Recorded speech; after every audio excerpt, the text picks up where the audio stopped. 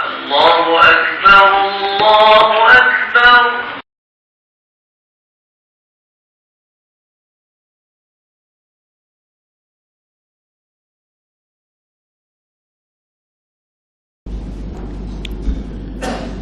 Bismillahirrahmanirrahim. Assalamualaikum warahmatullahi wabarakatuh. Alhamdulillahilladzi hadana bi ta'atihi wa jazruna an ma'siyatihi wa ashhadu an la ilaha illallahu bi wahdaniyatihi wa ashhadu anna Muhammadan abduhu wa rasuluh, amma ba'du.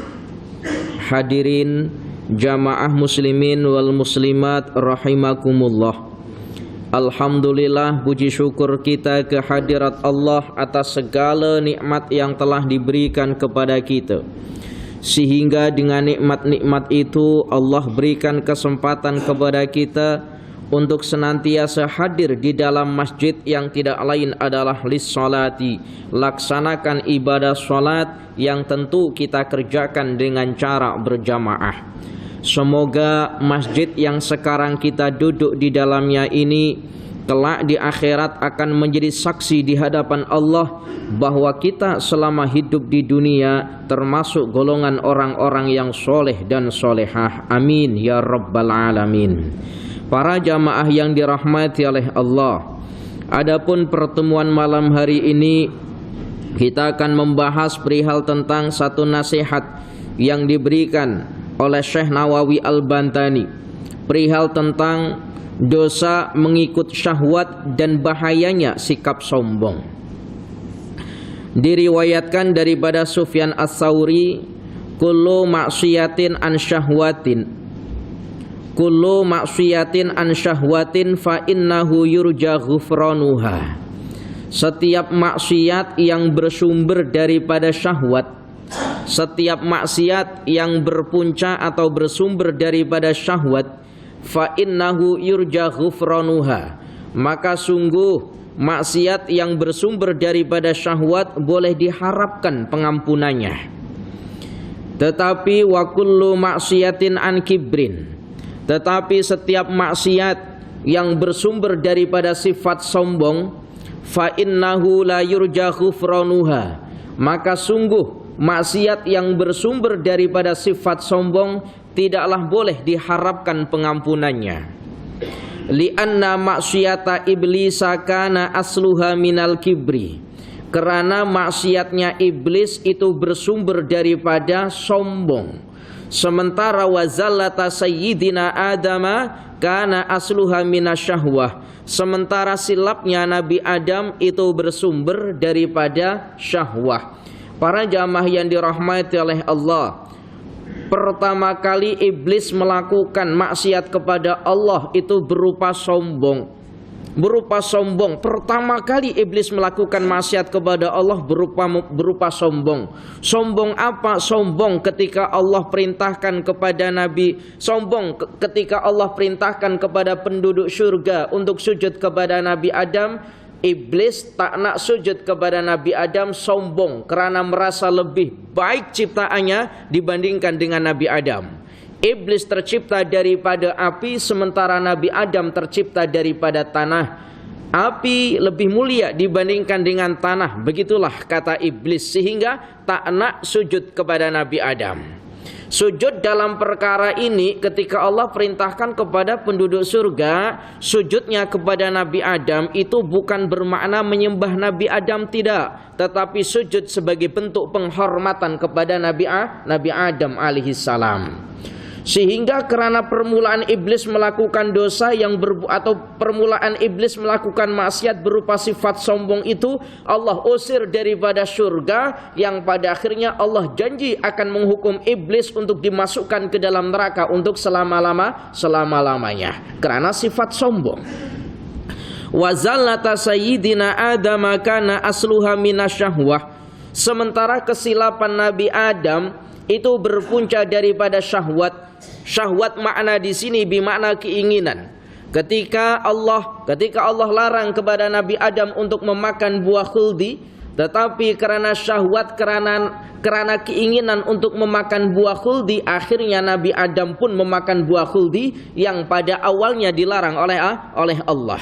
Sehingga karena kesilapan Nabi Adam itu, pertama kali kesilapan yang dilakukan oleh Nabi Adam, sehingga Nabi Adam oleh Allah diturunkan daripada surga. Wakila Nabi Adam menyesali perbuatannya, menangis selama 200 tahun lamanya, menangis karena melakukan satu kesilapan. Sehingga Allah ketika menangis 200 tahun itu, barulah Allah memberikan pengampunan terhadap Nabi Adam alaihissalam. Lalu bagaimana dengan kita-kita yang hidup pada zaman sekarang, yang melakukan silap-silap tiap hari? Bukan hanya silap maksiat kita kerjakan, tetapi kita masih harap-harap Allah memberikan surga kelak di akhirat. Sementara Nabi Adam melakukan satu silap saja, menangis selama 200 tahun lamanya. Pernahkah kita menangis dengan dosa yang pernah kita kerjakan? Para jamaah yang dirahmati oleh Allah, tilkad darul akhiratu, Allah terangkan dalam ayat Al-Quran, tilkad darul akhiratu naj'aluha lilladzina la yuriduna 'uluwan fil ardi wala fasada wal 'aqibatu lil muttaqin. Negeri akhirat yang dimana akhirat itu oleh Allah jadikan teruntuk orang-orang ramai, orang-orang la yuriduna 'uluwan fil ardi, orang-orang yang ramai yang mereka ketika berada di dunia tidaklah mengharapkan kesombongan. Akhirat oleh Allah ciptakan teruntuk orang-orang yang ketika berada di dunia tidaklah sombong. Wala fasada, begitu juga orang-orang yang ketika berada di dunia tidaklah membuat kerusakan, kata Allah. Wal 'aqibatu lil muttaqin, wal aqibatu lil muttaqin, dan itu adalah balasan. Maknanya akhirat itu adalah balasan bagi mereka-mereka yang bertakwa. Wa insyaallah kita ini termasuk kita ini termasuk golongan orang yang bertakwa, dan Allah jadikan darul akhirah bagi mereka yang bertakwa. Insyaallah kita semua ini kebahagiaan nanti desa akhirat atau tempat akhirat. Para jamaah yang dirahmati oleh Allah, kemudian di dalam kitab Irsyadul Ibad, Syekh Zainuddin Al-Malibari, Syekh Zainuddin ini mempunyai nama lengkap Syekh Zainuddin bin Abdul Aziz bin Zainuddin Al-Malibari. Beliau pengarang kitab Irsyadul Ibad. Kitab yang kita baca namanya Nasaihul Ibad, karangan Syekh Nawawi Al-Bantani. Ada kitab satu lagi yang bernama Irsyadul Ibad yang ditulis oleh Syekh Zainuddin Al-Malibari. Apa kata beliau? Beliau mengutip satu hadis. Wa akhraja Muslimun wa Abu Dawud an Rasulillah sallallahu alaihi wasallam, la yadkhulun naro man kana fi qalbihi misqalu dzarratin min khardalin min imanin. Tidak akan pernah masuk ke dalam neraka sesiapa yang di dalam hatinya ada iman meskipun hanya seberat biji dzarrah.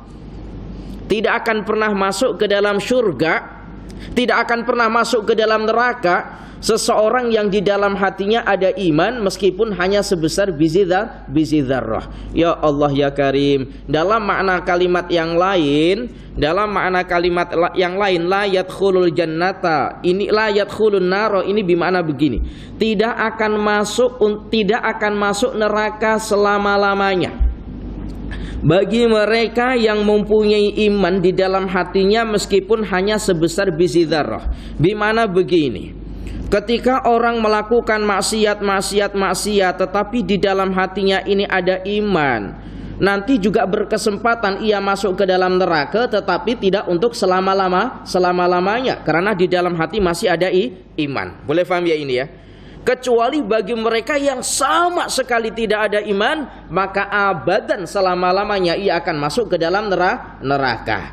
Para jamaah yang dirahmati oleh Allah, maka diterangkan bahwa miftahul jannati la ilaha illallah. Kuncinya surga, ini kuncinya surga itu adalah kalimat la ilaha illallah. Siapa sahaja yang pernah mengucapkan kalimat la ilaha illallah pasti berkesempatan masuk ke dalam surga.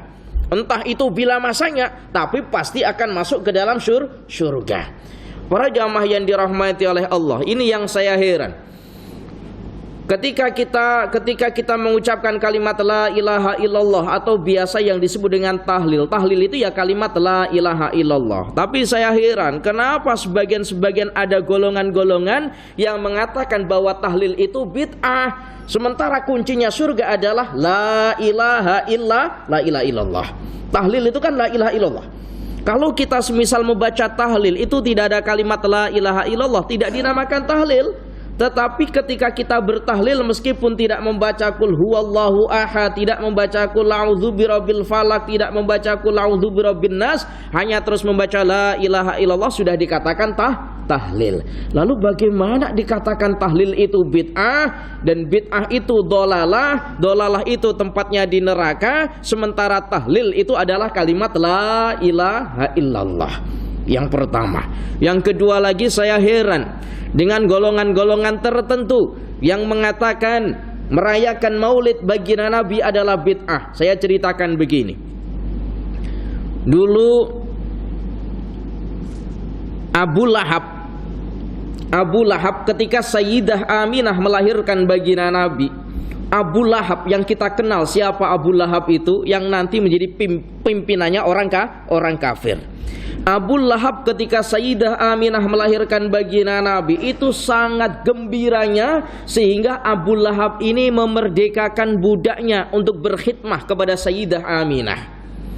Karena sabab gembiranya lahirnya baginda Nabi pada hari Isnin itu, kemudian memerdekakan budaknya untuk berkhidmah kepada Sayyidah Aminah, sabab gembiranya menyambut kelahiran baginda Nabi. Setiap hari Isnin itu dijelaskan Abu Lahab itu dibebaskan daripada siksa kubur. Faham ya ini ya?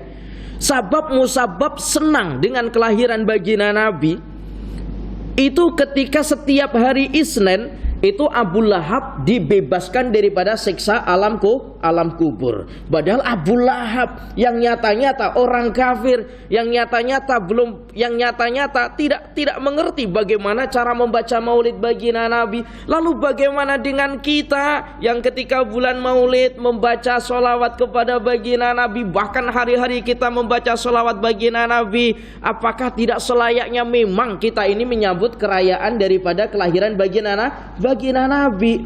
Dan tentu kalau Abu Lahab sahaja Allah memberikan syafaat di alam kuburnya, dibebaskan daripada siksa alam kubur setiap hari Isnin karena pernah senang dengan kelahiran baginda Nabi, lalu bagaimana dengan kita? Insya Allah kita akan mendapatkan syafaat yang lebih daripada merayakan maulid baginda Nabi sallallahu.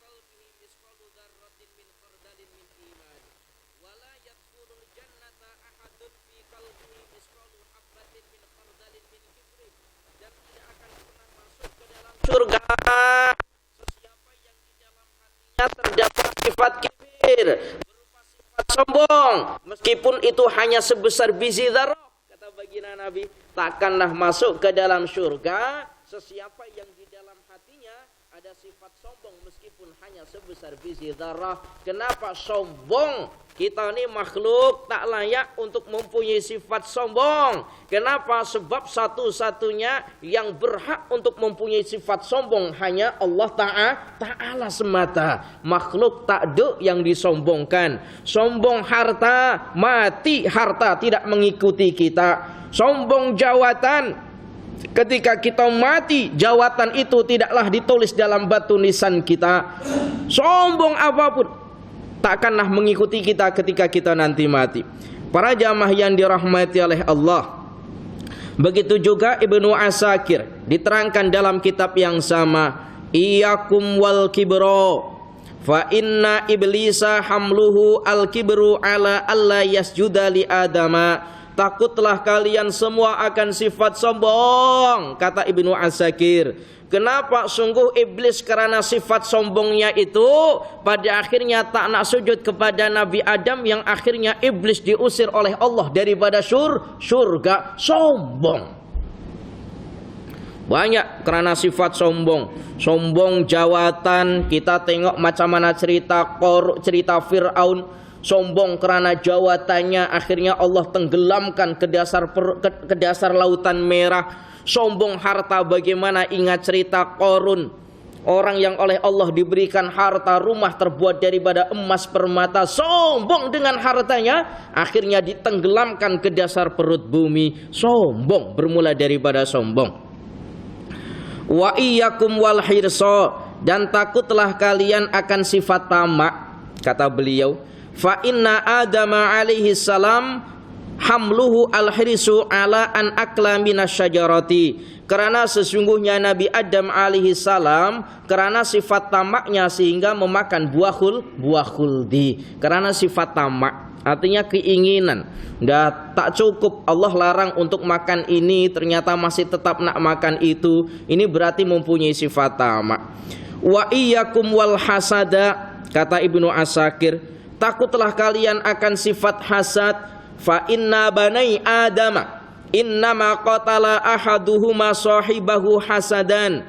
Takutlah engkau akan sifat hasad. Hasad itu apa? Hasad itu iri ataupun dengki, iri hati ataupun dengki. Takutlah kalian akan sifat hasad. Kenapa? Sebab kedua putra Nabi Adam yang bernama Qabil dan Habil itu Qabil membunuh Habil disebabkan karena apa? Sifat hasad. Dan itu adalah pembunuhan pertama kali di muka bumi ini yang dilakukan oleh Qabil kepada Habil. Para jamaah yang dirahmati oleh Allah, dulu itu Siti Hawa ketika melahirkan itu kembar, laki-laki perempuan, kemudian melahirkan laki-laki perempuan, yang terakhir ini melahirkan laki-laki sahaja. Jadi cerita Siti Hawa atau Nabi Adam ini mempunyai 5 putra. Yang pertama Qabil, lahir bersamaan dengan Iklimah. Kemudian Habil, lahir bersamaan dengan Labuza. Kemudian yang terakhir itu namanya Syait namanya. Yang terakhir itu namanya Syait, laki-laki sahaja, tidak kembar. Kemudian ketika Siti Hawa melahirkan, Qabil berpasangan dengan Labuza, kemudian Qabil berpasangan dengan Iklimah, kemudian Habil berpasangan dengan Labuza. Ini ternyata Iklimah terlahir dengan wajah yang cantik. Iklimah terlahir dengan wajah yang handsome, dengan wajah yang comel. Kemudian Nabi Ibrahim nak menikahkan anak-anaknya. Kemudian dinikahkan dengan cara silang. Dengan cara silang bagaimana? Dengan silang macam ini. Maknanya ketika Qabil ini lahir bersamaan dengan Iklimah, kemudian Habil lahir bersamaan dengan Labuza, maka dinikahkan. Qabil nikah dengan Labuza, Habil nikah dengan Iklimah. Nah, Iklimah ini mempunyai wajah yang comel, sehingga Qabil ini hasad. Tak nak nikah dengan Iklimah, yang mana tak nak nikah dengan Labuza. Kenapa? Sebab Labuza ini mempunyai wajah yang kurang comel, kata Qabil. Lalu Qabil ini memprotes Nabi Ibrahim, memprotes Nabi Adam. Memprotes bagaimana? Memprotes begini, mengatakan begini, wahai Nabi Adam, anna ahaku biha wa huwa ahaku bi ukhtihi wa laysa hadza minallahi ta'ala wa innama huwa min ra'yika. Maknanya bagaimana? Wahai Nabi Adam, aku ini terlahir bersamaan, kata Qabil. Wahai Nabi Adam, kata Qabil, aku ini terlahir bersama dengan Iklimah. Tentulah aku kena nikah dengan Iklimah, kata Qabil. Sementara Habil ini terlahir bersama dengan Labuza, tentu dia kena nikah dengan Labuza. Dan ini adalah ketentuan yang oleh Allah sudah diberikan. Sementara engkau nak menikahkan dengan cara silang, itu adalah pendapatmu pribadi, kata Qabil. Faham ya cerita ini ya? Jangan salah. Ini adalah pendapatmu pribadi. Sehingga Nabi Adam alaihi salam mengatakan, kalau semacam itu kalian berdua Qabil dan Habil berkorban. Siapa yang korbannya diterima oleh Allah, maka itulah nanti yang menikah dengan Iklimah. Qabil karena kebiasaannya menanam buah-buahan, maka dia berkorban dengan buah-buahan. Sementara Habil ini kebiasaannya adalah mengembala, maka dia pun berkorban dengan kambing. Siapa yang di antara korbannya ini disambar petir, maka itulah nanti maka itulah bukti bahwa korbannya diterima oleh Allah. Ternyata yang diterima korbannya adalah korbannya Habil, adik daripada Qabil. Sehingga apa? Sehingga menjadikan iri hati. Habil ini nak dinikahkan dengan Iklimah sehingga iri hati, sehingga Qabil ini membunuhlah Habil, dan ini pembunuhan pertama kali di muka bumi ini. Ya Allah ya Karim, karena sifat hasad. Bayangkan banyak sekarang orang-orang saling membunuh karena sifat hasad, berebut kekuasaan, berebut harta, berebut perempuan, akhirnya saling membunuh. Wa na'udzubillah min dzalik. Para jamaah yang dirahmati oleh Allah. Kemudian selepas Qabil membunuh daripada Habil, maka terlahirlah anak yang kelima. Anak kelima ini bernama siapa? Anak yang kelima ini bernama Sais. Kemudian anak yang kelima ini tidaklah kembar. Kemudian anak yang kelima ini mempunyai sifat seperti halnya Habil, yang nanti anak yang kelima yang bernama Sais ini nanti yang akan menjadi cikal bakal menghukum siapa saudaranya yang bernama siapa? Qabil yang telah membunuh Habil. Wakila Qabil ini dihukum oleh saudara yang kelima tadi yang bernama Sais tadi itu dengan cara diikat tangan, kedua tangannya, kakinya diikat, diletakkan di atas batu sehingga tersengat oleh sinar matahari sehingga mati. Dan nanti keturunan-keturunan yang akan zuriyah yang menjadi zuriyah orang soleh itu daripada Sais tadi, sementara zuriyah yang menjadi zuriyah jahat adalah daripada keturunan Qabil. Maka kalau sekarang ada orang jahat, wah ini jangan-jangan ini keturunan Qabil, tapi jangan suudzon. Para jamaah yang dirahmati oleh Allah, ya Allahu ya Karim. Para jamaah yang dirahmati oleh Allah, itu cerita daripada Qabil dan Habil. Fahunna aslu kulli khati'atin. Adapun 3 perkara ini kata Ibnu Asakir. 3 perkara mana? 3 perkara, yang pertama sombong, yang kedua tamak, yang ketiga adalah hasad atau iri hati. Aslu kulli khati'atin, puncak daripada segala kesalahan, puncak daripada segala maksiat. 3 perkara ini, sombong, tamak, kemudian hasad. Ya Allah ya Karim, semoga kita ini terhindar daripada ketiga sifat ini. Amin, amin ya rabbal alamin. Para jamaah yang dirahmati oleh Allah, iblis itu sombong diterangkan dalam ayat Al-Quran. Qala ma mana'aka alla tasjuda id amartuka qala ana khairum minhu khalaqtani min narin wa khalaqtahu min tin. Itu diceritakan oleh Allah. Kenapa iblis ini tercegah untuk sujud kepada Nabi Adam, sementara Allah perintahkan kepada iblis untuk sujud kepada Nabi Adam? Itu jawab iblis, qala ana khairum minhu khalaqtani. Iblis berkata, ya Allah, aku ini lebih baik ciptaannya dibandingkan dengan Nabi Adam. Kenapa saya harus sujud kepada Nabi Adam? Ini kata iblis. Ya Allah ya Karim. Akhirnya apa? Akhirnya Allah usir daripada surga. Tapi sebelum iblis turun daripada surga, iblis berkata di hadapan Allah yang diterangkan dalam ayat Al-Quran, qala fabima aghwaytani la'aq'udanna lahum siratakal mustaqim thumma la'atiyanahum min baini aydihim wa min khalfihim wa an aymanihim wa an syama'ilihim wa la tajidu aktsarahum syakirin. Ketika iblis diusir daripada surga, iblis ini sempat menjawab, sempat berjanji di hadapan Allah, ya Allah, karena engkau mengusirku daripada surga, ya Allah, maka aku berjanji di hadapanmu ya Allah. Berjanji apa? Berjanji akan memalingkan hambamu yang beriman dan bertakwa daripada jalan yang lurus, yang tidak lain adalah iman dan Islam. Itu sudah janji iblis. Maka sebaik-baiknya iblis itu menyesatkan. Karena dari awal iblis itu sudah berjanji akan memalingkan kita daripada jalan yang betul, yang tidak lain adalah iman dan Islam. Dengan cara apa iblis akan memalingkan kita? Tsumma la'atiyanahum min baini aydihim. Iblis akan datangi daripada arah depan kita. Kalau daripada arah depan tak boleh, wa min khalfihim. Iblis akan datangi daripada arah belakang. Depan belakang tak boleh, wa an aymanihim. Maka iblis akan datangi daripada arah kanan kita. Kalau arah kanan tak boleh, iblis tidak putus asa. Wa an syama'ilihim, iblis akan tetap datangi daripada arah kiri kita.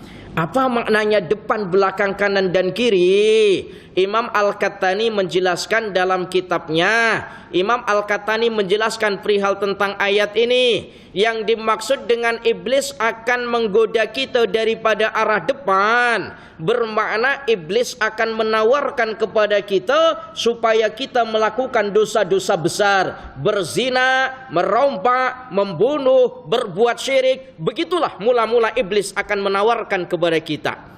Andaikan dosa-dosa besar itu tak boleh kita kerjakan, iblis tak putus asa, tetap akan goda kita daripada arah belakang. Apa makna arah belakang?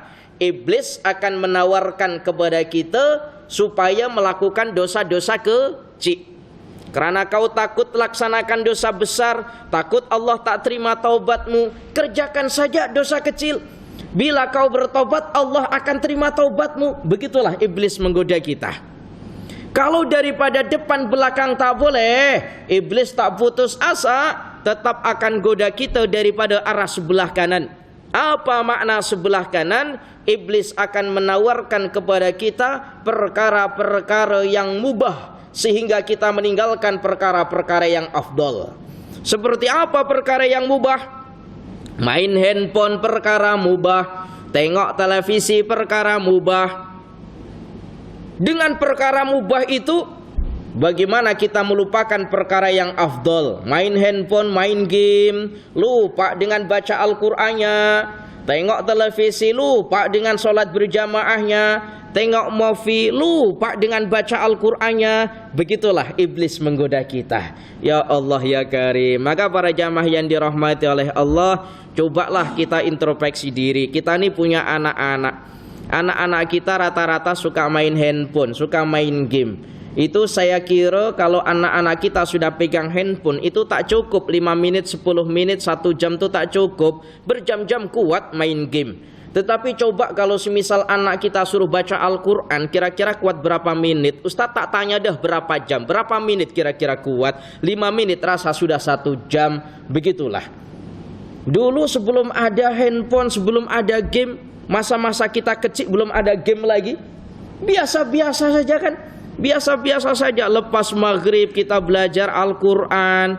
Ya Allah ya Karim, ingat ketika saya masih kecil lagi, ketika saya jalan di hadapan atau di depan rumah orang-orang kampung, telinga saya ini selepas maghrib masih mendengar ada bapak ibu daripada budak-budak yang mengaji Al-Quran, baca maulid, baca berjanjinya. Padahal belum ada elektrik, masih dengan lampu daripada minyak tanah dulu. Sekarang bila kita lalu di hadapan orang kampung, apa yang kita dengar?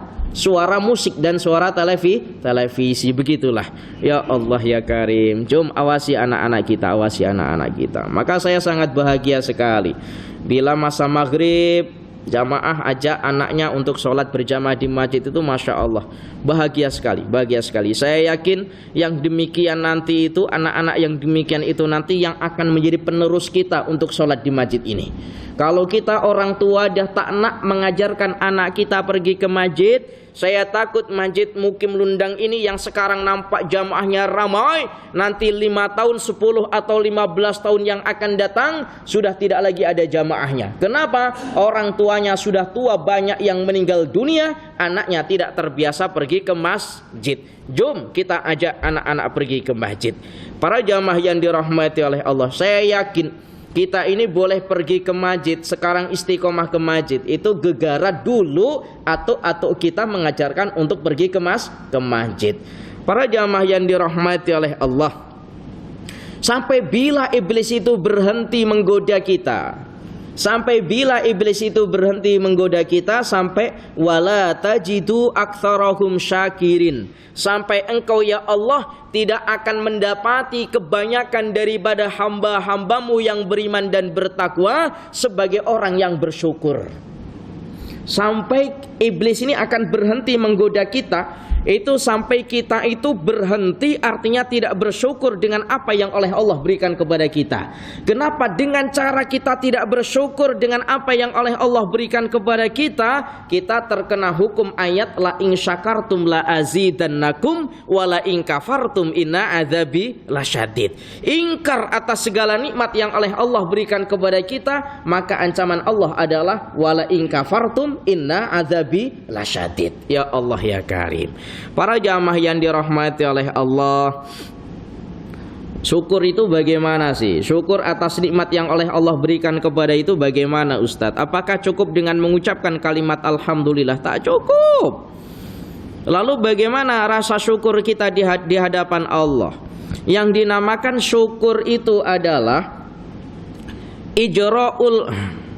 Yang dinamakan syukur itu adalah ijra'ul a'dha'i limardatillah wa ijra'ul amwali fiha.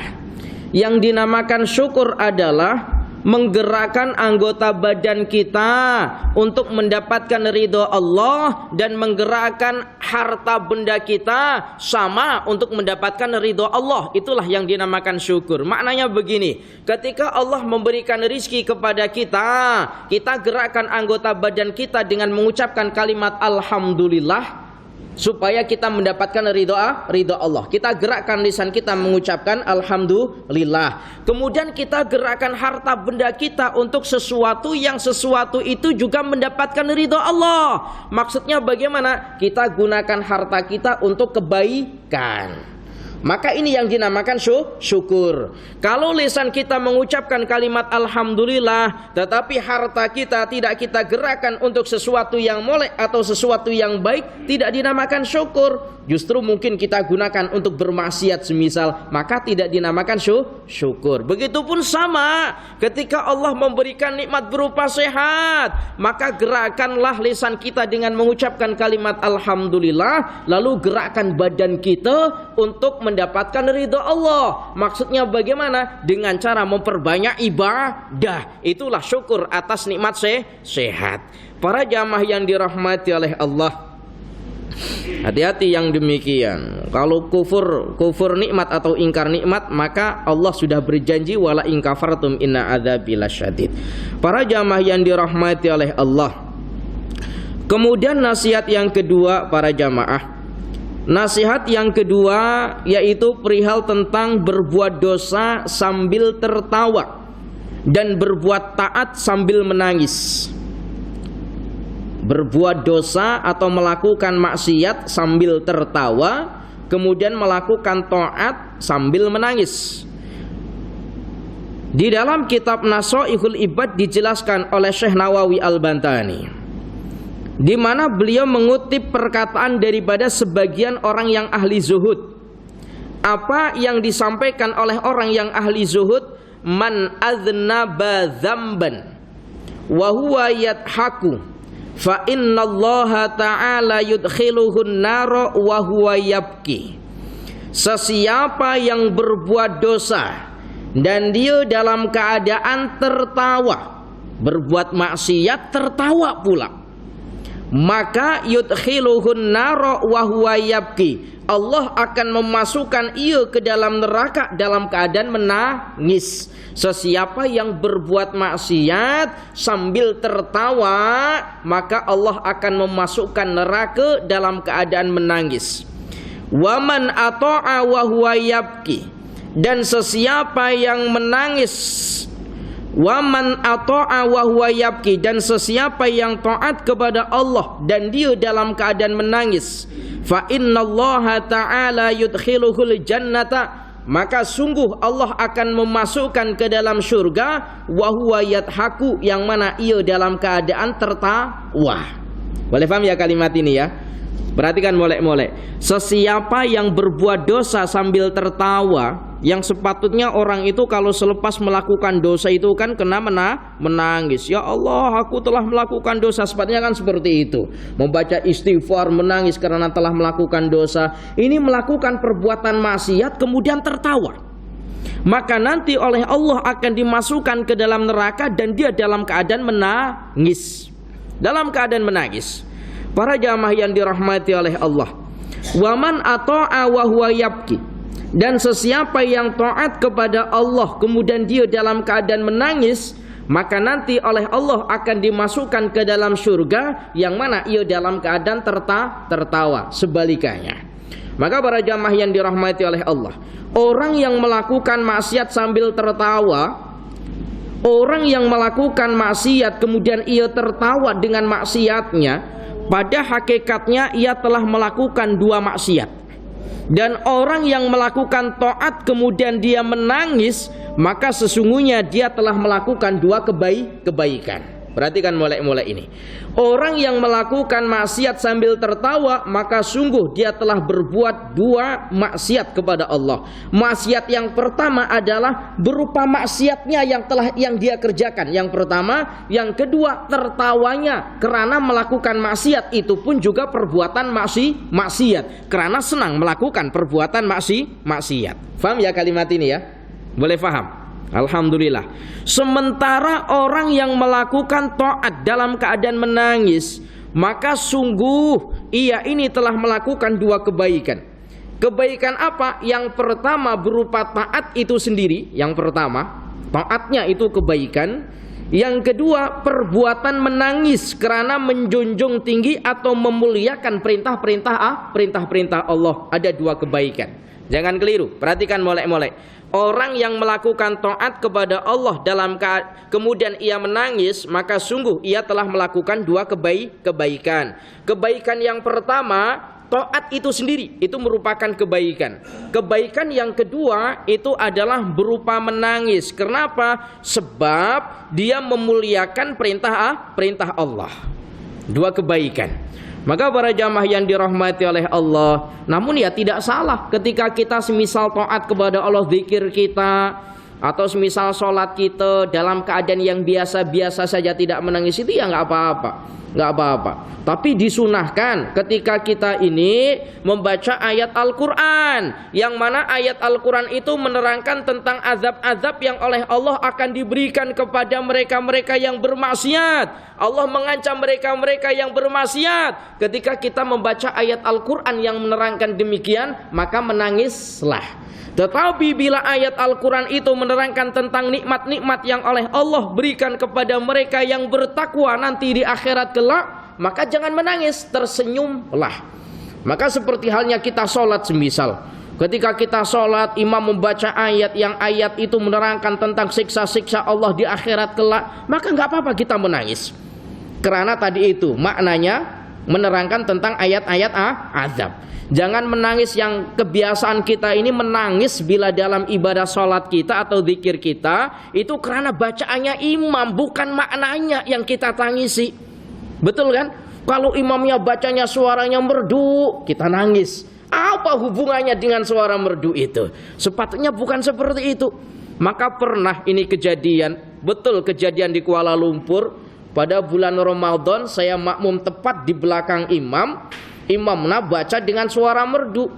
Imamnya baca merdu, banyak jamaah yang menangis. Kebetulan ayat yang dia baca ini ayat yang menjelaskan tentang ayat yang menjelaskan apa itu? Perihal tentang hatta yadhurna fa idza tatahharna fa'tuhunna min haitsu, menerangkan tentang janganlah engkau datangi, itu surat Al-Baqarah kalau tidak salah. Janganlah engkau datangi perempuan-perempuan yang dalam keadaan haid sehingga ia dalam keadaan suci. Ada kan ayat itu kan? Apa itu ayat sebelumnya? Ustaz silap. Fa idza tatahharna fa'tuhunna itu loh. Ingat, ada yang ingat apa ayatnya? Pokoknya itulah, cari sendiri nanti. Cari sendiri. Ayat itu menjelaskan tentang itu. Janganlah sekali-kali kau datangi istrimu atau perempuan-perempuan dalam keadaan haid itu selama dia belum dalam keadaan suci. Ayat itu menerangkan tentang itu. Kemudian ada imam baca dengan suara yang merdu. Itu jamaah yang ada di samping-samping saya itu banyak yang menangis. Saya pun heran. Dilarang saja 1 minggu saja menangis-menangis. Paham ya maksud saya? Dilarang karena istrinya dalam keadaan haid tadi itu, dilarang untuk mengumpulinya. 1 minggu saja nggak sabar sampai menangis-menangis. Perhati saya, karena saya paham maknanya sehingga saya melihat yang menangis ini ya agak-agak tertawa. Yang bagaimana ya Allah, macam mana orang ini menangis? Ayat ini menjelaskan tentang larangan mendatangi perempuan dalam keadaan haid. Macam mana dia boleh menangis? Ya Allah ya Karim. Para jamaah yang dirahmati oleh Allah, menangislah bila kita mendengar ayat-ayat yang menerangkan tentang azab. Tetapi ayat-ayat bila kita membaca Al-Quran atau mendengarkan orang membaca Al-Quran yang ayat itu menerangkan tentang nikmat-nikmat Allah di akhirat kelak, maka tersenyumlah, jangan terus engkau menangis. Para jamaah yang dirahmati oleh Allah, sekali lagi, para jamaah yang dirahmati oleh Allah. Kemudian ulama-ulama ahli hikmah itu mengatakan begini, hal ini ditulis dalam kitab Nasaihul Ibad. La tahqiru dzunubas sighar fa innaha tatasya'abu minha dzunubu al-kibaru. La tahqiru dzunuba as-sighar. Janganlah pernah sekali-kali engkau meremehkan dosa kecil, kata ahli hikmah. Fa innaha tatasya'abu minha adzunubu al-kabairu. Karena dari situlah bersemi dosa-dosa besar. Tidak ada dosa yang besar itu kecuali bermula daripada dosa kecil yang tidak pernah diinsafi. Berani melakukan dosa kecil dikerjakan tak pernah diinsafi, terus dikerjakan, akhirnya berani melakukan dosa besar. Berani membunuh, itu berani karena melakukan dosa-dosa kecil. Berupa apa? Berupa mungkin berani bergaduh dengan saudaranya, dengan kawannya, dengan jirannya, pada akhirnya berani membunuh. Berani merompak, itu mungkin pertama kali berani mencuri perkara-perkara yang kecil yang tidak pernah diinsafi sehingga dia berani merompak. Ya Allah ya Karim. Para jamaah yang dirahmati oleh Allah, sehingga pada pertemuan jauh yang lalu pernah Ustaz jelaskan, innallaha katama sittatan fi sittatin. Sungguh Allah itu merahasiakan 6 perkara daripada 6 perkara. Apa yang dirahasiakan oleh Allah 6 perkara atas 6 perkara? Di antaranya adalah Allah merahasiakan ghadabnya. Wa katama al-ghadaba fi isyani. Allah merahasiakan ghadab di dalam perbuatan maksiat. Allah merahasiakan azabnya di dalam perbuatan maksiat yang dikerjakan oleh hamba. Kenapa Allah merahasiakan azabnya di dalam maksiat yang dikerjakan oleh hamba? Supaya kita ini betul-betul takut melaksanakan maksiat, baik itu berupa maksiat kecil ataupun maksiat besar. Kenapa? Sebab boleh jadi Allah menurunkan azabnya kepada kita karena kita melakukan maksiat kecil, sehingga Allah merahasiakan azabnya di dalam maksiat supaya kita betul-betul menjauhi segala maksiat, baik maksiat besar ataupun maksiat kecil, di mana tempat kita kerjakan Kita perlu perlu menghindari daripada segalanya. Bimana kita kena menjauhi daripada segala-galanya. Para jamaah yang dirahmati oleh Allah, cukup bahasan kita masih panjang. Insyaallah kita lanjutkan pada pertemuan yang akan datang. Masih perihal tentang kaitannya dengan dosa-dosa yang dikerjakan oleh hamba. Insyaallah akan kita lanjutkan pada minggu hadapan. Insyaallah. Al-afu minkum. Mohon maaf apabila ada kesalahan. Assalamualaikum warahmatullahi wabarakatuh.